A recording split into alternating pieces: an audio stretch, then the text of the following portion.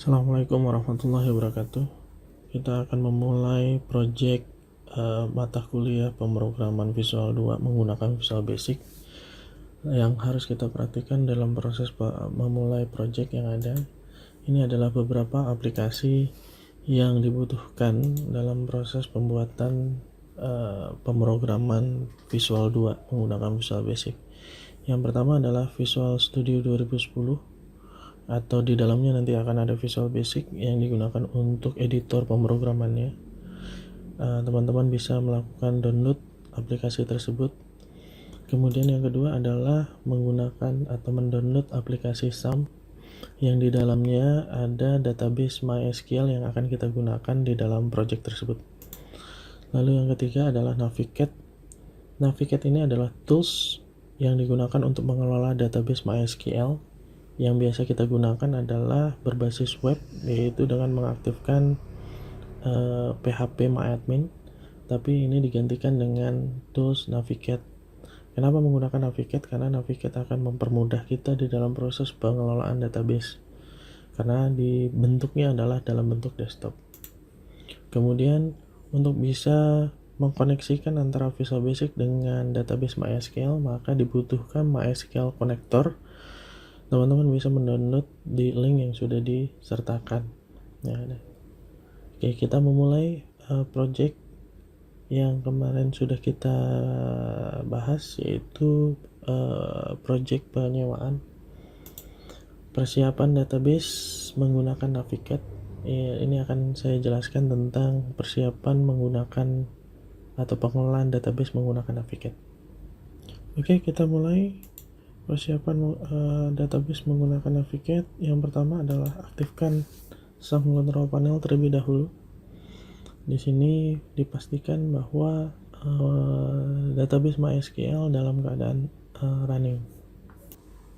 Oke, setelah database atau komponen MySQL pada SAM Control Panel aktif, maka kita bisa menggunakan database MySQL dan bisa kita kelola menggunakan aplikasi Navigate.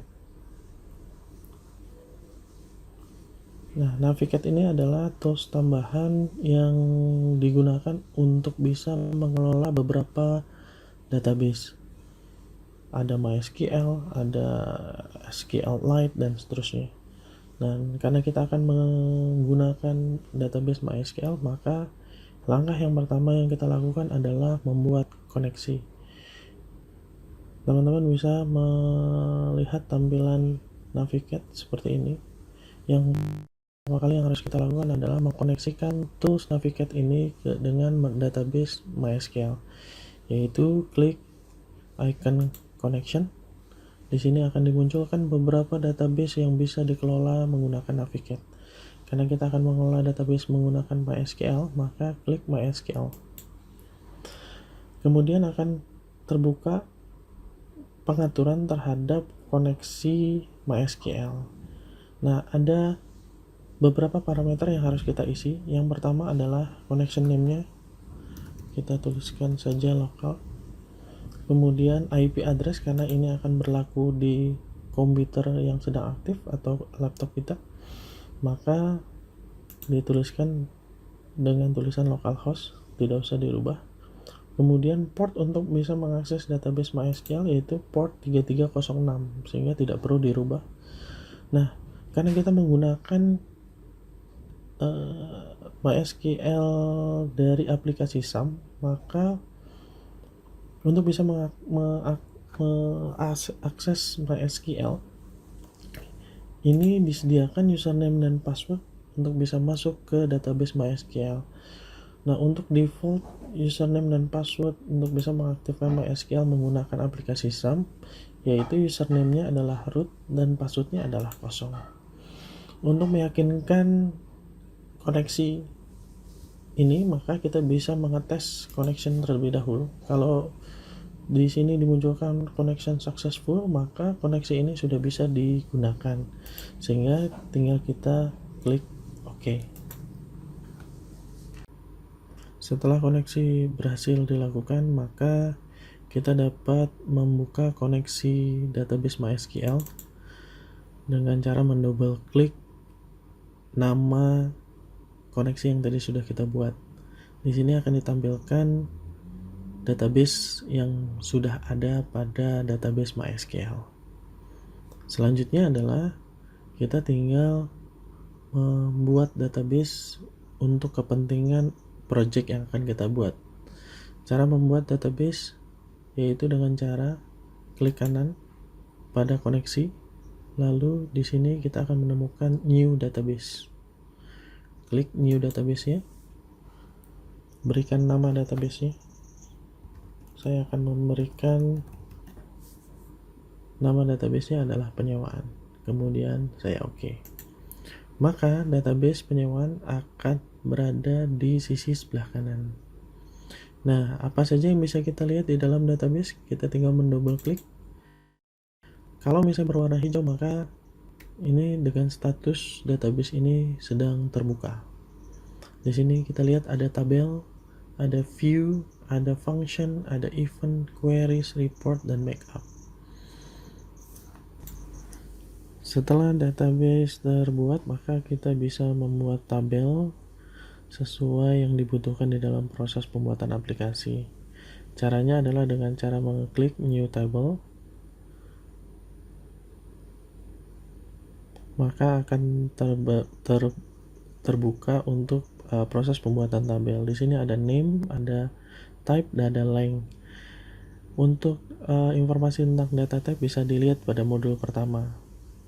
Ini saya contohkan untuk membuat satu tabel, yaitu tabel petugas dengan beberapa field yang ada yang sudah disertakan pada modul pertama.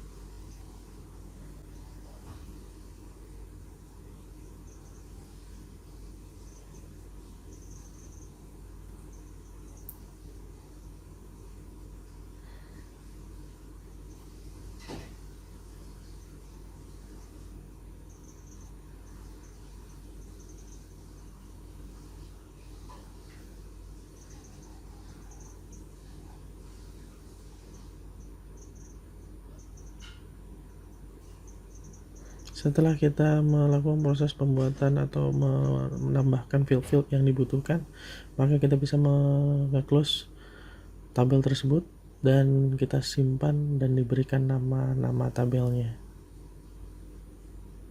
Maka tabel yang sudah terbentuk akan berada di sebelah kanan. Untuk selanjutnya, teman-teman bisa membuat 9 tabel lainnya yang sudah disertakan pada modul pertama. Nah, untuk tabel petugas, kita bisa melakukan proses manipulasi data yang ada pada tabel petugas, yaitu dengan menambahkan data baru, mengubah, dan menghapus data yang ada, yaitu dengan cara mendouble klik tabel yang ingin kita manipulasi. Di sini kita tinggal menambahkan data. Ini saya tambahkan data untuk data petugas yang bisa menggunakan aplikasi.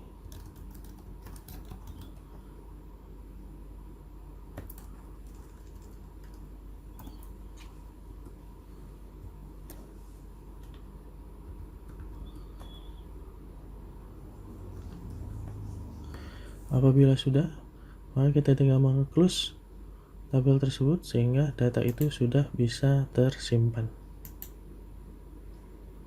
Oke, demikian untuk proses persiapan pembuatan database untuk aplikasi penyewaan. Terima kasih. Assalamualaikum warahmatullahi wabarakatuh.